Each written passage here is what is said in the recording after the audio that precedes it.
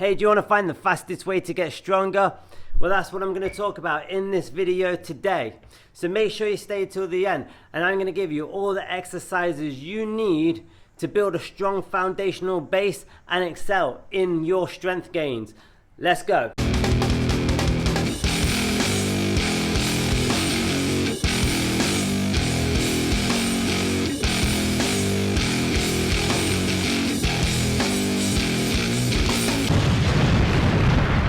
So I'm going to tell you right off the bat, guys, that this is going to be a simple video. Not necessarily easy, because the hard work that has to come from implementing what I'm going to tell you is never going to be easy. Pushing yourself outside of your comfort zone, putting your body under strain that it's never been used to before is never going to be easy. But it's not complicated. The exercises on a base level are quite simple, although your form does need to be on point and locked in. And the way how you program the exercises doesn't have to be complicated either. So if you want some crazy complicated conjugate style of programming, then you should check out some of the other videos in my channel, which you can see in this link here, because this is not what I'm talking about today. Today I'm talking about the fastest way to get stronger, particularly for the non-advanced lifter. So for those that don't know, there are two main components that produce the most amount of strength the fastest. Number one is compound movements. And we'll go through what compound movements are best in just a minute. But compound movements are great because you're using multiple muscles for one exercise, which means you're getting great bang for your buck per exercise. Number two is progressive overload. By progressively adding weight to the bar, it allows our body to adapt to that new weight. And the beauty about these two components is that they go hand in hand, like peanut butter and jelly. It's peanut butter jelly time, peanut butter jelly time. Because it allows us the capacity to add a significant amount of weight. Like adding 5 pounds to your bench press is much easier than adding 5 pounds to your bicep curl. So a quick question, do you guys include any compound movements in your current routine? If you do, give me a yes in the comments below. I want to hear from you guys. Now saying this, we will run into some problems down the road when we start hitting plateaus, and we've just been doing these exercises for too long. And that is something that I talk about actually in this video here, about majoring in the minors. But for beginners, like, damn, this is the best way to increase our strength potential in the shortest amount of time. And you know, even though this video isn't really for the experienced lifter, if you have one of these super programs with all the bells and whistles and you've hit a plateau, then actually switching it up and taking a step back might actually greatly benefit you in getting through that plateau. So what are these lifts?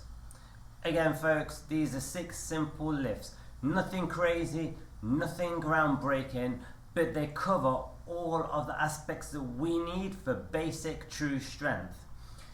We cover pushing movements, pulling movements, we cover the anterior chain, the posterior chain, and the upper and the lower body.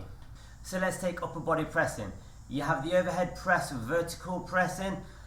This transfers over really well into real life, I think. Having been able to lift stuff above your head is definitely very beneficial, and there are plenty of different versions of the overhead press, from the push press, the jerk press, even the log press. I would say just make sure you are not doing the behind the neck press, as I don't think that is a good overall exercise and can be quite dangerous.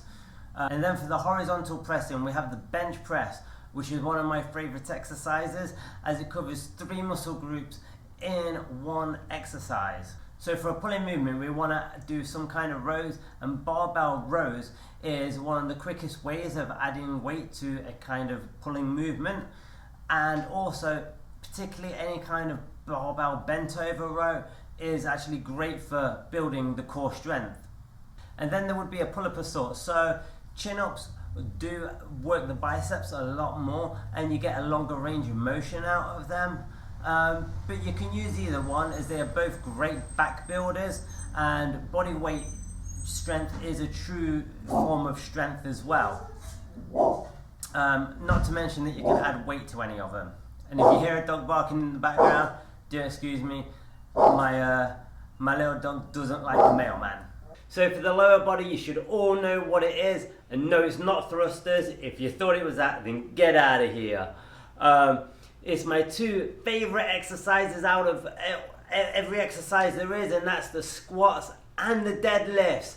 Especially if you want to do front squats, you hit everything in the lower body. You hit the quads, we have the hamstrings and the glutes as well. And with the deadlifts, you also are hitting the posterior chain too. So that means you do it half of the upper body. Now remember guys, sport is not isolation. Life is not isolation. Actually, the only thing that does require isolation movements is bodybuilding. Okay? And that's why these should be the basis of any strength program. Even most of the fat loss programs that I've designed over the years have these 6 basic moves or some variation of them in, because they are that good. I mean, you use more muscles, which means you burn more calories, which means you burn more fat. And using more muscles allows for a greater overload, which will then build more muscle and strength. As I mentioned earlier, the bench press doesn't just use the chest, it also uses the triceps and the shoulders as well, which is why that move allows us to become stronger in a faster period of time. You see, they all work together synergistically for a common goal and are actually rewarded for combining their strength capacities. Let's look at it like this. Is it easier to push a car by yourself, or if you have 2 friends help you do it? And this is why isolation exercises aren't the focal point of any strength program. Yes, they might be in there somewhere, because as we mentioned earlier, as you start progressing and getting on in your training journey, in your experience, you will need to start filling in the cracks. But bicep curls will never be the focal point of any strength program or any fat loss program. You know, and I won't rant too much about that, because like I said, in the links here, I do have a video about majoring in the minors for when you do start progressing and becoming a lot more advanced in your lifting. But for beginners, particularly those just looking to get strong as fast as they can, these are the exercises that you want to make your focal point. Now, however you want to set it out, be it some Western periodization or 5x5, set it out however you like. But when you program, just make sure it has these 6 exercises in there.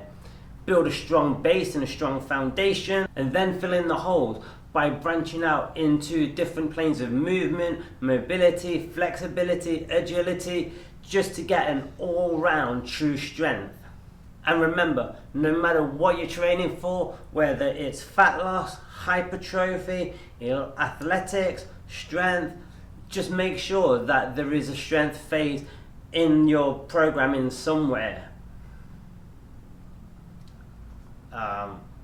Obviously there's going to be a strength phase if you're training for strength.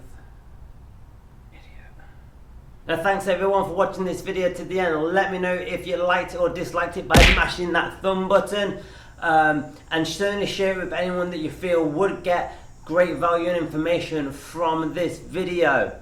Also in the comment section below will be links to our social media, so check that out, give us a follow and let's communicate over there too. And if you haven't already, then do click on that subscribe button and ring that bell to get all the latest content from this channel. And if you actually want to see the latest video from this channel, then just click on this link here. Or if you want to see more from the Get Stronger series, then click on this link here. And I'll tell you what, I'll see you on that video now.